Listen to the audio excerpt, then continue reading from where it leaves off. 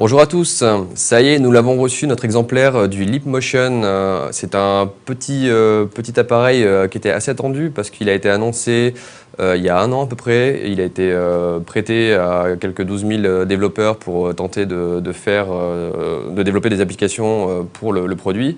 Et donc il était en précommande depuis 1 an. Et ça y est, les premiers exemplaires sont arrivés. Qu'est-ce que c'est concrètement? C'est une nouvelle interface homme-machine sans contact. Donc c'est un petit côté futuriste, c'est ça qui fait aussi l'excitation autour du produit. Concrètement, ça va mimer ce que fait déjà la Kinect. C'est-à-dire qu'on a 2 caméras sur le dessus qui vont créer une sorte de champ, ou plutôt un volume en 3D dans lequel les mains vont pouvoir être analysées, les mouvements des mains vont pouvoir être analysés. Donc ça permet de faire ça permet de prendre le contrôle à distance soit d'un système d'exploitation, soit on va le voir d'un store applicatif. Donc le produit est simple. Et voilà, c'est une petite barrette comme ça, avec un cerclage en aluminium brossé, une petite LED qui indique le sens de l'appareil et sa mise en route. Et sur le dessus, on a une surface un peu brillante, voilà, à travers laquelle se trouvent deux webcams qui vont filmer donc en stéréoscopie, comme sur la Kinect, pour créer un champ en 3 dimensions. Donc voilà, ça c'est très simple. Dans la boîte, on trouve 2 câbles USB de différentes longueurs. Et voilà, le tout est vendu 80 $ quasiment, avec l'accès au store. Le plus intéressant maintenant, c'est de voir bien sûr comment ça marche. Donc nous allons vous faire une démonstration en direct sur Windows 8. Alors la première application qu'on peut voir pour le Leapmotion, c'est de prendre le contrôle de son système d'exploitation. Donc pour ça, on a choisi Windows 8. Pourquoi? Parce que l'interface Modern UI a été pensée pour du tactile. Donc on peut, le Leapmotion est supposé quand même aider, ressembler un petit peu à des maniements tactiles. Donc si on est là sur Modern UI, sur l'interface de Modern UI, on voit qu'est-ce qu'on peut faire. Donc on peut, en approchant sa main, voilà, on voit que le curseur devient vert. Ça veut dire que là, on est en train de contrôler, comme si on touchait l'écran en fait, comme si l'écran était tactile et qu'on le touchait. Donc là, on se déplace de droite à gauche. On a étalé volontairement les tuiles pour pouvoir scroller un petit peu sur la droite. Donc voilà, ça c'est la première chose qu'on peut faire. Si on pointe avec un seul doigt, on peut faire apparaître les barres latérales. Donc la barre des charmes ici, la barre des applications ouvertes, et normalement il y a aussi la barre des paramètres en bas. Donc voilà, ça c'est en gros les manips qu'on peut faire.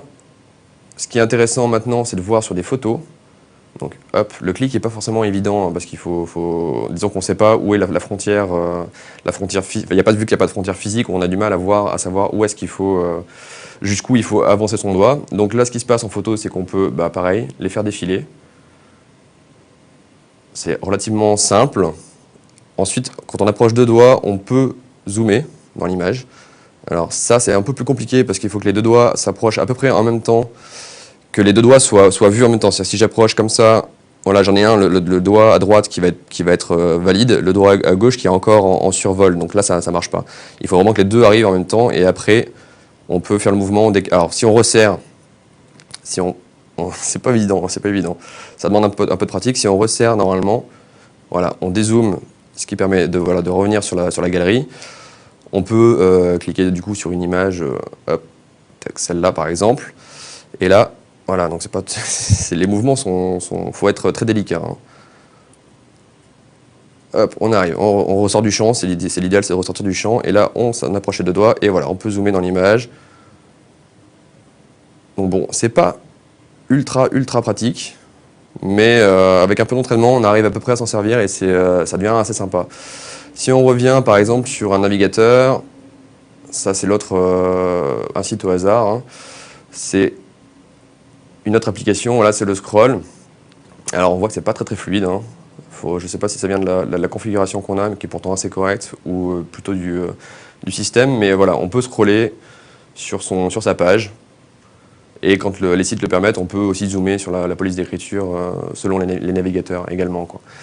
Donc bon, ça c'est pour en gros, voilà ce qu'on peut faire. Il y a des mouvements, des fois on fait des mouvements, on ne sait pas trop comment on a fait. Voilà, ça c'est pour la mise en pleine page du navigateur. Donc ça va bien, en fait, ce qu'on voit, c'est que sur Windows 8, avec Modern UI, ça marche plutôt bien. parce qu'on a une interface qui a été prévue pour du tactile avec des tuiles assez grosses, et donc on peut pointer assez facilement, les mouvements sont assez naturels.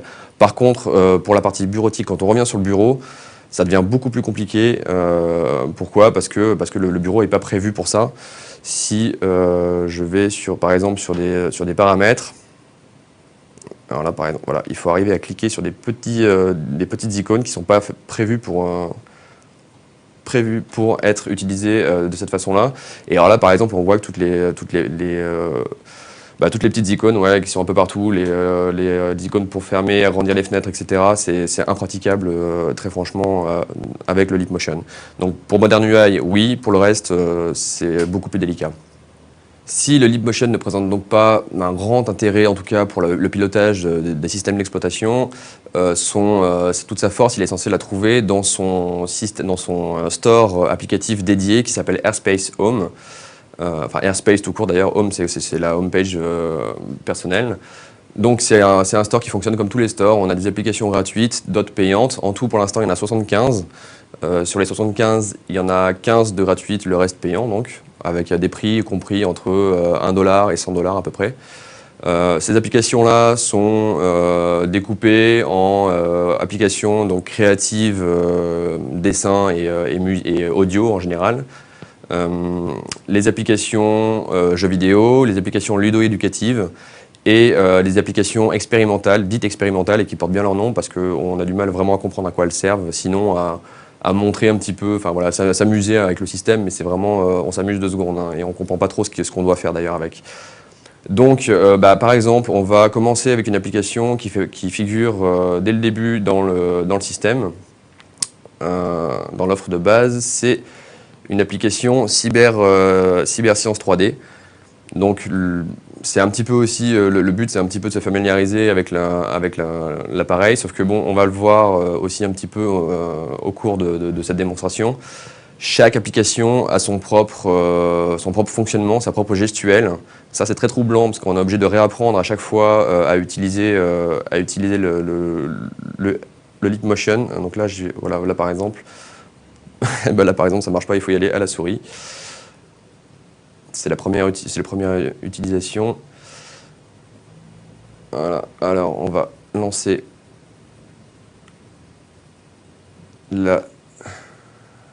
l'application. Donc qu'est-ce que c'est? En gros, on a main ouverte, on peut piloter, on peut faire se balader autour du crâne. Quand on recule la main, on zoome. Quand on l'avance, on dézoome. Il faut bien ranger ses doigts, hop, pour arrêter de bouger. Après, on peut pointer à un doigt toutes les parties, tous les os qui composent le crâne, donc avec toutes les explications sur les os. Et si on veut enlever, le but c'est un peu de disséquer complètement le crâne pour le voir sous différents angles. Et là, par exemple, voilà, je vais pointer sur cette dent. Normalement, pour l'enlever, je suis censé écarter le doigt. Bon, là, ça marche tout seul en fait, donc c'est un peu étrange. Alors, si on enlève ça, voilà, on écarte le doigt, on décale, on range le doigt, et voilà, on dépose l'os. Après, on peut à nouveau zoomer dedans pour voir un peu qu'est-ce qu'on a enlevé, voir d'autres os qui étaient cachés derrière. Hop, on range. On en prend un autre, ici. Alors là, il se décolle tout seul, normalement, c'est pas censé le faire, mais... Et ça, c'est un peu troublant, parce que le clic avec le pouce qui sort, c'est des applications qu'on a essayées, c'est la seule avec laquelle ça se passe comme ça. Et ça se passe plus ou moins facilement. Donc c'est un peu déroutant. Bon, après, c'est instructif parce qu'on découvre le nom de tous les os qui composent le crâne, bon, même si c'est tout en anglais, hein, forcément. Bon voilà, ça c'est une première application donc qui est plus dans l'aspect ludo-éducatif. Il y en a d'autres, qui est payante où on peut disséquer une grenouille. Enfin voilà, il y a pas mal de petites choses assez sympathiques, mais bon, on fait vite le tour quand même. Autre type d'application assez bien représentée sur le store Airspace, c'est toutes les applications musicales. Donc il en existe un paquet et c'est probablement dans ce domaine-là qu'on trouve les applications les plus sensées, en tout cas avec cet appareil, avec ce fonctionnement. Nous, on a téléchargé AirHarp, par exemple, donc qui, comme son nom l'indique, permet de jouer de la harpe avec les mains dans le vide, hein, à distance. Donc voilà, l'application se présente avec, on a toute une série de toutes les cordes qui représentent la harpe. On peut décliner, voilà, si on veut jouer un majeur, mineur, etc. Donc ce qu'on fait, c'est qu'on positionne ses mains devant, on voit les doigts qui sont matérialisés par des points jaunes. Quand on est en jaune, on survole les cordes, donc on positionne ses doigts. Et quand on avance davantage, les doigts deviennent bleus et là on joue. Bon, alors moi la harpe c'est pas trop mon truc, c'est plus la guitare mon truc. Là il y a quelque chose de très simple, c'est injouable quasiment parce qu'on n'a pas le principe d'un instrument à cordes, c'est précisément de toucher les cordes pour faire sa musique. Là, d'avoir les doigts dans le vide, c'est très perturbant et c'est très très dur, voire impossible d'être vraiment précis avec ça. Même bien que le lip motion soit précis lui, le problème c'est que les doigts dans le vide, on ne peut pas être précis. Donc ça c'est un peu le problème qu'on va retrouver sur beaucoup d'applications musicales. Également des problèmes de latence. Là, bon, ça a l'air d'aller à peu près. Mais il y a d'autres applications où il y a une latence un peu plus gênante pour la pratique musicale. Dans un autre style, on trouve toutes les applications de dessin. Donc dessin et création artistique. Alors par exemple, on a Corel Painter Freestyle, hop là, qu'on a installé.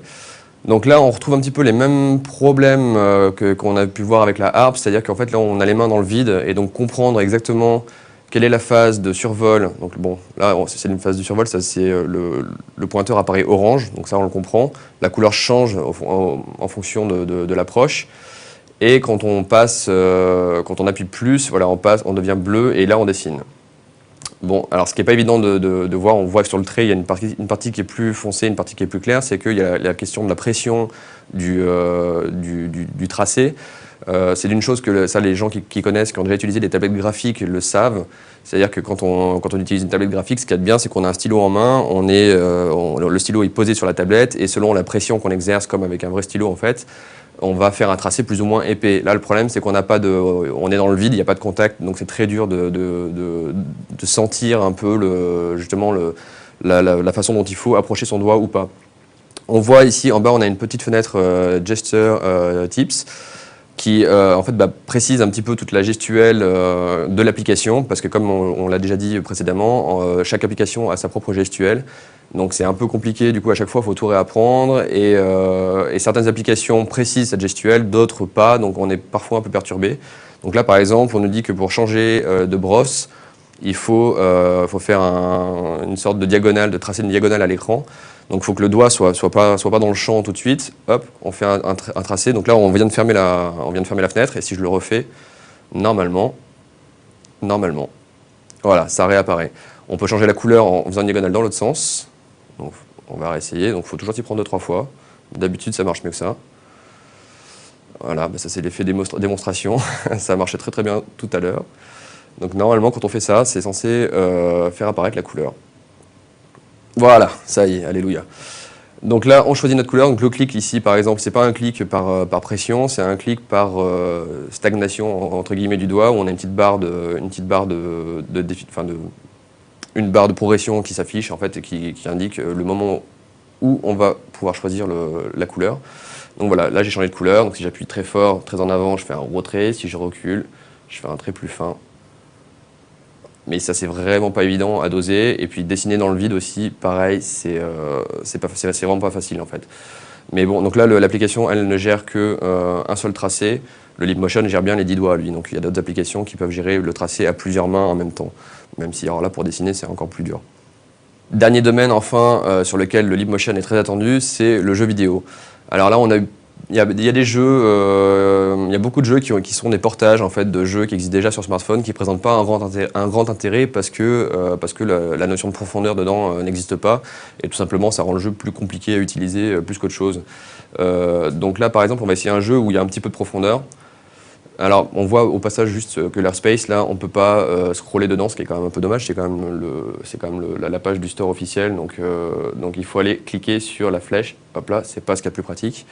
Donc, ce jeu s'appelle Jungle Jumper. Alors, c'est un jeu, comme on va le voir, qui est pas franchement intéressant en termes de pertinence en fait d'à propos du scénario quoi, mais au moins on a un jeu qui évolue un peu dans la profondeur, donc c'est toujours bon, ça rend le Leapmotion un peu plus utile on va dire quoi.